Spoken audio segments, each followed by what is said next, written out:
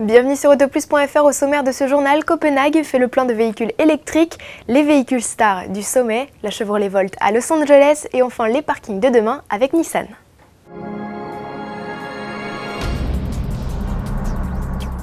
La 15e conférence des Nations Unies sur le changement climatique s'ouvre aujourd'hui au Danemark. Après l'inauguration de sa première station-service à hydrogène, la municipalité de Copenhague est fière d'annoncer l'achat de 25 véhicules électriques pour remplacer ses vieux modèles essence et diesel. Avec ces véhicules zéro émission, Copenhague espère réduire de 20% les émissions de CO2 d'ici 2015 et devenir en 2025 la première ville zéro carbone de la planète. Du côté des constructeurs automobiles, cet événement est une vitrine de choix pour afficher leurs progrès en matière d'environnement et d'écologie. Ainsi, Volvo Cars est heureux de proposer aux chefs d'État et autres visiteurs éminents 60 Volvo S80 et V70, 40 fonctionnent au superéthanol E85 et 20 affichent des émissions de CO2 de moins de 130 grammes. On se demande par contre pourquoi Volvo a laissé au placard sa C30 au rejet de CO2 de seulement 99 grammes au kilomètre. Chez Renault, à l'ombre d'un véhicule thermique, à l'horizon, le constructeur français propose de tester ses prototypes Fluence et Kangoo Z2 lors d'essais routiers.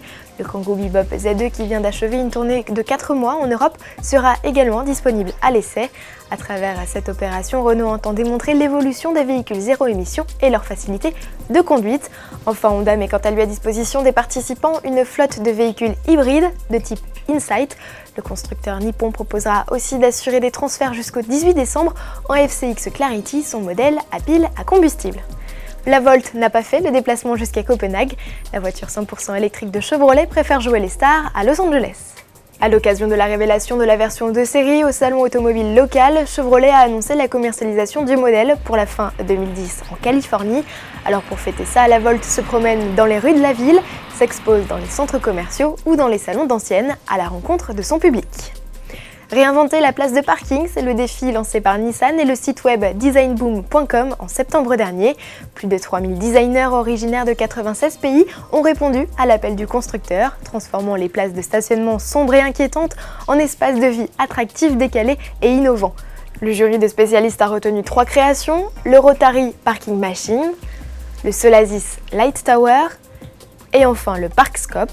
Il ne sera pas impossible de croiser l'une de ces 3 créations lors de la prochaine campagne européenne du Nissan Qashqai. Et pour finir, voici en bonus la vidéo d'un projet espagnol très original. Merci de nous avoir suivis et à demain.